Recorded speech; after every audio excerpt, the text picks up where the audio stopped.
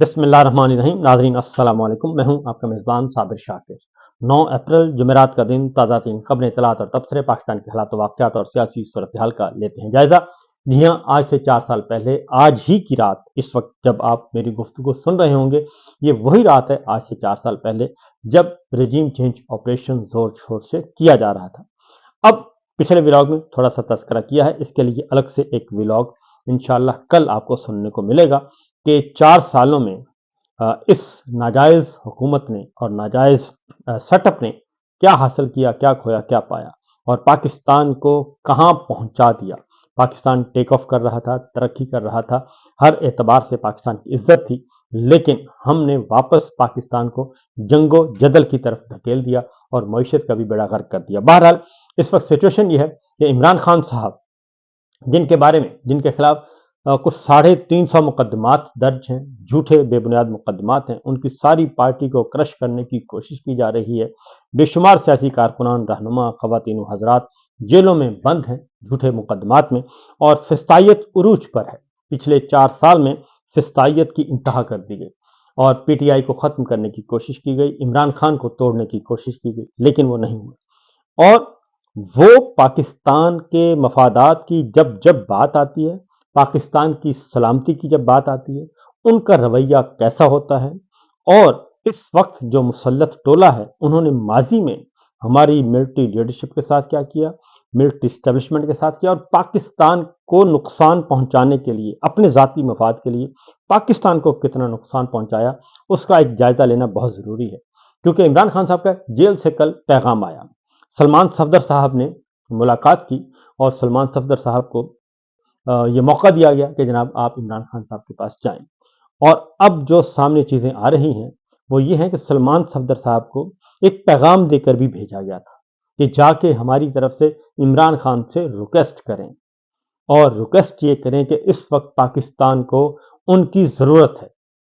बिल्कुल उसी तरह का पैगाम सलमान सफदर साहब के ज़रिए भेजा गया, जैसा कि जब इंडिया ने हमला किया था पाकिस्तान पे पिछले साल, उस वक्त भी इमरान खान साहब से मदद मांगी गई थी। तो इमरान खान साहब ने उस वक्त भी पाकिस्तान के साथ खड़े हुए थे, अपने मुल्क के साथ और मुल्क की सलामती के साथ खड़े हुए थे, और उनकी मिलिट्री लीडरशिप के साथ इख्तलाफात, जुल्म, जबर और झूठे मुकदमात जो कुछ किया गया उसको एक साइड पे रख दिया था। और उन्होंने कहा था कि पाकिस्तान है तो हम सब हैं, हमारे जितने भी इख्तलाफात हैं वो ज़ाती नहीं है, पाकिस्तान की सलामती के लिए हैं। लिहाजा उन्होंने बेहतरीन रोल अदा किया, उनकी पार्टी ने, उनके सोशल मीडिया ने। और उसके बाद सबका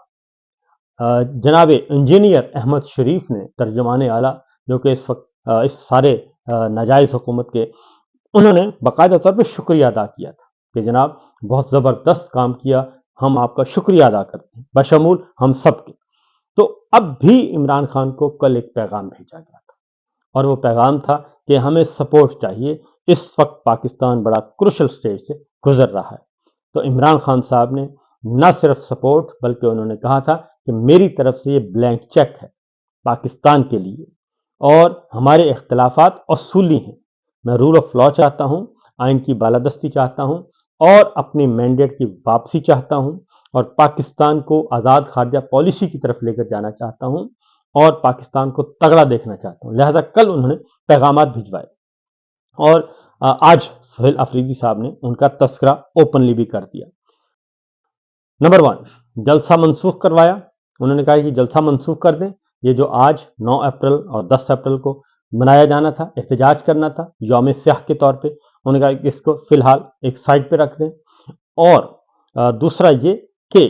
पॉलिटिकल फैसले जो हैं, पॉलिटिकल डिसीजन, उसके लिए ज़रूरी है कि आप महमूद खान अचकज़ई साहब से और लीडर ऑफ अपोजिशन राजा नासिर अब्बास, दोनों कायदीन से आप राब्ते में रहें, और जितने भी सियासी फैसले हैं वो मिलकर करें, और पॉलिटिकल स्ट्रेटजी मिलकर तैयार करें, सोलो फ्लाइट मत करें।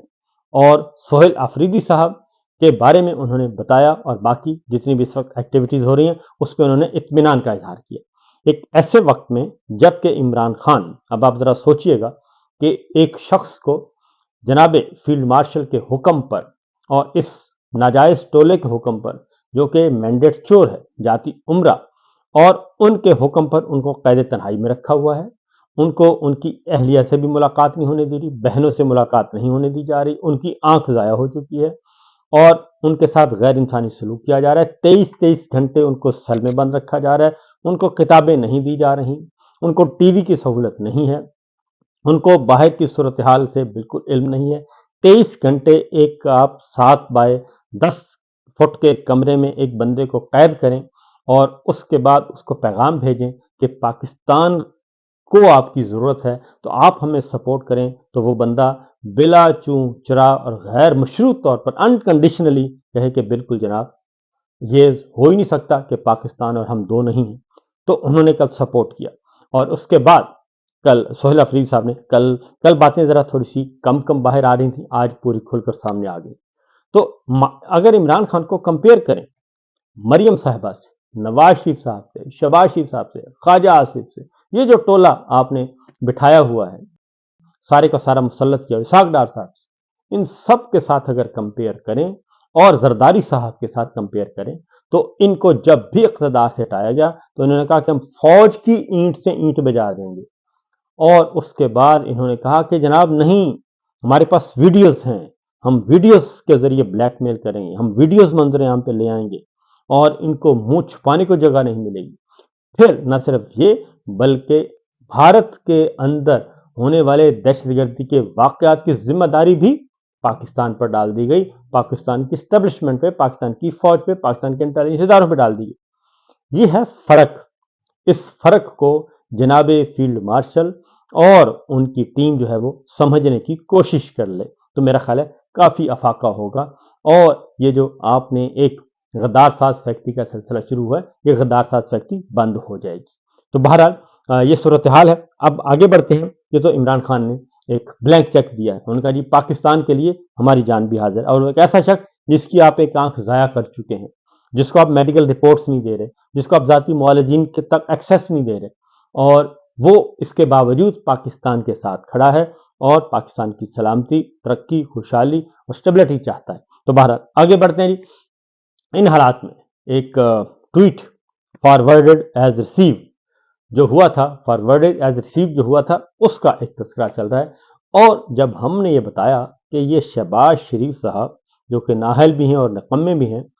ان کی اور ان کی ٹیم کی ایک ہلکی سی چھوٹی سی غلطی کی وجہ سے اور جہالت کی وجہ سے پورے کا پورا ایونٹ جو ہے وہ خراب کر کے رکھ دیا۔ پاکستان کو کریڈٹ ملنا تھا اور ملنا چاہیے تھا، لیکن ایک اردلی سرکار نے ایک ٹویٹ جو کہ ان کو آیا اور وہ اتنے خوشی سے پاگل ہوئے کہ انہوں نے ٹھک ٹھک کر کے پیسٹ کر دیا، فارورڈڈ ایز ریسیو کر کے جو آیا وہ لگا دیا، اور اس کے بعد پھر جگ ہنسائی ہوئی۔ حالانکہ فیلڈ مارشل نے منع کیا تھا کہ یہ بس سوشل میڈیا پہ فارورڈڈ ایز ریسیو والا کام نہ کیا کریں، اپنی عقل بھی اپلائی کیا کریں، لیکن انہوں نے یہ بات بھی نہیں مانی۔ اب یہ دانستہ کیا نادانستہ کیا، اس کے بارے میں ضرور فیلڈ مارشل کو ذرا چیک کرنا چاہیے کہ حرکت کیا کی ہے۔ اور اب وائٹ ہاؤس نے بھی اس کی تصدیق کر دی اور نیو یارک ٹائمز نے بھی تصدیق کر دی کہ یہ جو ٹیکسٹ آیا تھا وہ وائٹ ہاؤس سے آیا تھا، اور وائٹ ہاؤس اس سارے ٹیکسٹ کے بارے میں اور یہ سیز فائر کا جو پروسیس تھا اس کے بارے میں پہلے سے علم تھا، اور یہ ڈسکشن ہو رہی تھی۔ پہلے انہوں نے کچھ بنا کر بھیجا ادھر اور انہوں نے اس کو امینڈ کیا، انہوں نے کہا نہیں اس طرح نہیں، اس طرح ہونا چاہیے، اور پھر باقاعدہ طور پہ یہ گفتگو چل رہی تھی اور تبادلہ ہو رہا تھا واٹس ایپ پہ ایک دوسرے کے ساتھ کہ کیا ہونا چاہیے، اور جب وہ آیا تو اس کو اسی طریقے سے پیسٹ کر دیا۔ تو اب یہ ساری باتیں سامنے آ رہی ہیں، تو میرا خیال ہے کہ عقل شریف پہ آ گیا ہوگا کہ نقل کے لیے بھی عقل کی ضرورت ہوتی ہے، نادان دوست سے دانا دشمن بہتر ہوتا ہے، یہ بات بھی ثابت ہوئی ہے سچ۔ آگے بڑھتے ہیں۔ اس وقت سچویشن کیا چل رہی ہے؟ اس وقت اسلام آباد میں آج امکانات ہیں کہ مذاکرات ہوں گے، اور ایران اور جو امریکی قیادت ہے اس کا انتظار کیا جا رہا ہے، لیکن اس سے پہلے کچھ ایونٹس ہوئے۔ شہباز شریف صاحب سے ملاقات کی ہے army chief general Asim Munir صاحب نے، اور اس میں ساری صورتحال کو ڈسکس کیا گیا، ایک تصویر جاری کی گئی ہے اور ایک چھوٹی سی خبر جاری کی گئی ہے، جس کے بعد لگ رہا ہے کہ اب کیونکہ فرنٹ پہ تو ہوں گے شہباز شریف صاحب اور بیک پہ ہوں گے جناب عاصم منیر صاحب، کیونکہ جو ڈائلاگ ہونے ہیں وہ پرائم منسٹر شہباز شریف اور اسحاق ڈار صاحب فارم 47 والے یہ بیٹھیں گے اور یہ نیگوشیٹ کریں گے، اور اس میں اب مزید اس کا دائرہ پھیلایا جا رہا ہے، اور پھر یہ کہ چائنا کا اہم رول جو ہے وہ بار بار سامنے آ رہا ہے، اور اب رشیا، چائنا اور خلیجی ممالک جو ہیں ان کے نمائندگان بھی ایز مبصر ان ٹاکس میں موجود ہوں گے۔ تو یہ جو امن مذاکرات چل رہے ہیں، ایران امریکہ جنگ بندی، یہ وسیع تناظر میں اب دیکھا جا رہا ہے، اور معاملہ مجھے لگتا ہے کیونکہ اس سے پہلے برطانوی وزیر اعظم نے وزٹ کیا ہے، کراؤن پرنس محمد بن سلمان سے ملاقات کی ہے، اور اس میں بھی یہی ایجنڈا ہے، خلیجی ممالک اور ایران امریکہ جنگ، اور اس کے ساتھ ہی جو اگلا وزٹ کیا انہوں نے یو اے کا کیا ہے برطانوی وزیر اعظم نے، اور اس کے علاوہ ایران کے وزیر خارجہ اور سعودی وزیر خارجہ کے درمیان بھی ٹیلی فونک رابطہ ہوا ہے، اور جس میں یہی سچویشن ساری ڈسکس کی گئی ہے اور غلط فہمیاں دور کرنے کی کوشش کی گئی ہے۔ اور کیونکہ یو اے اس وقت باہر ہے، یو اے بالکل ایک الگ سٹانس لیے ہوئے ہے اور ان کا موقف علیحدہ ہو گیا ہے، سعودی عرب بدستور موجود ہے اس سارے معاملے میں، اور پاکستان بھی تو ہے ہی ہے۔ تو اس میں ایران کی جانب سے جی مذاکرات، اب ایک بیک گراؤنڈ سٹوری آئی ہے، امریکی اخبار نے ہی دی ہے، اور وہ یہ کہ جب ایران نے ایک موقع آیا کہ جب ایران نے مذاکرات سے انکار کر دی، یہ وہ موقع ہے جب ایران نے مذاکرات سے انکار کیا، تو ذرا تھوڑا سا آپ ریکال کریں تو یہ وہ موقع ہے جب پاکستان میں اسلام آباد میں صحافیوں کو اور اینکر پرسنس کو اور میڈیا مینیجرز کو یہ ہدایات جاری کی گئی کہ اب آپ نے ایران کے کسی صحافی کو، کسی تجزیہ کار کو اپنے پروگرام میں نہیں لینا، اور ساتھ ہی ساتھ ایرانی ایمبیسی میں ایک ڈسکشن رکھی گئی میڈیا پرسنس کے ساتھ، اس میں بھی منع کر دیا گیا کہ آپ نے نہیں جانا۔ یہ وہ ٹائم تھا، اور جب ایک ماحول بنا دیا گیا پاکستان میں کہ اب ایران کے خلاف ہم کھڑے ہو گئے ہیں ڈٹ کر، اور ایران کے خلاف اب ہم لے رہے ہیں پوزیشن، اور جنگ جو ہے وہ پھیل رہی ہے۔ یہ اس رات یعنی کہ 7 اور 8 کی درمیانی شب جو تھی، اس رات کی بات ہو رہی ہے، اور جب تیاریاں کی جا رہی تھیں ایران پر آخری حملے کی، اس وقت کی بات ہے۔ تو اب یہ بات کنفرم ہو گئی ہے، امریکی اخبار نے کہا کہ جب ایران کی جانب سے مذاکرات سے کنارہ کشی کے اشارہ ملا، اس کے بعد پھر ہنگامی سفارتکاری کا آغاز ہوا، اور اس ہنگامی سفارتکاری میں انہوں نے کہا کہ کس کس ملک نے کیا کیا رول ادا کیا۔ انہوں نے کہا جی مذاکرات سے انکار ہو گیا، اور پھر شہباز شریف اور وزیر خارجہ نے ایرانی حکام سے رابطے کیے،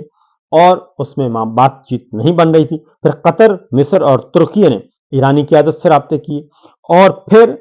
چین جو ہے بالآخر انہوں نے کہا کہ بالآخر آبنائے ہرمز کے لیے بالآخر چین میدان میں کودا۔ چین کی جانب سے آبنائے ہرمز کھلوانے پر ایران کو رضامند کرنے کی کوشش کی گئی، اور پھر چین لے کر آیا سب کو واپس مذاکرات کی ٹیبل پر، اور یہ جنگ بندی ممکن ہو سکی۔ اور ہم بھی یہی بات کر رہے تھے کہ جناب یہ پیچھے یہ ساری چیزیں چل رہی تھیں، لیکن اس وقت میرا خیال ہے کہ ہمارے حکمرانوں کو یہ بات سمجھ نہیں آ رہی تھی، اور اس وقت جو ہے اس وقت فارم 47 کا سوشل میڈیا اور گمنام اکاؤنٹ ان کو متحرک کر دیا گیا۔ شاید وہ یہ سمجھتے تھے کہ اس طرح مسئلہ حل ہو جائے گا اور کسی کو پریشرائز کر کے ہم بات چیت آگے نکال لیں گے، لیکن یہ بات نہیں بن سکی۔ اب اس دوران سارے کے سارے جی ٹیلی فونک رابطے ہوئے، وزٹ ہو رہے ہیں، اور اگلی بات یہ ہے کہ جو لبنان کا معاملہ ہے، لبنان کی جنگ بندی اور اسرائیل کو کنٹرول کرنا بھی اس جنگ بندی میں شامل تھا، لیکن اسرائیل نے حملے جاری رکھے اور لبنان میں کاروائیاں جاری رکھی۔ تو اس کے بعد آسٹریلوی وزیر اعظم بھی آ گئے لبنان کی حمایت میں اور اسرائیل کے خلاف۔ برطانیہ بھی یہی موقف اختیار کیا، جرمن نے بھی یہی موقف اختیار کیا، اٹلی نے بھی یہی موقف اختیار کیا، اور فرانس نے بھی یہی موقف اختیار کیا کہ لبنان میں بھی جنگ بندی ہونی چاہیے اور یہ سلسلہ رکنا چاہیے۔ اور اس طریقے سے اب اسرائیل پہ جو ہے وہ بھی اس کو بھی قابو کر کے لایا جا رہا ہے، اور یہ جو تھا ان کا ارادہ کہ جناب ہم مل کر اس طرح سے کریں گے کہ یہ ایگریمنٹ جو ہے تو ہم کہہ دیں گے کہ یہ تو ایران اور امریکہ کے درمیان ہے، تو اسرائیل کہے گا کہ جناب میں تو اس کا پارٹ نہیں ہوں، لہذا وہ اپنا کھیل جاری رکھے گا، تو ایسا نظر نہیں آ رہا۔ تو یہ صورتحال ہے، یہ سچویشن ہے، تو دیکھتے ہیں جناب آگے فردر کیا ہوتا ہے۔ ہم دعا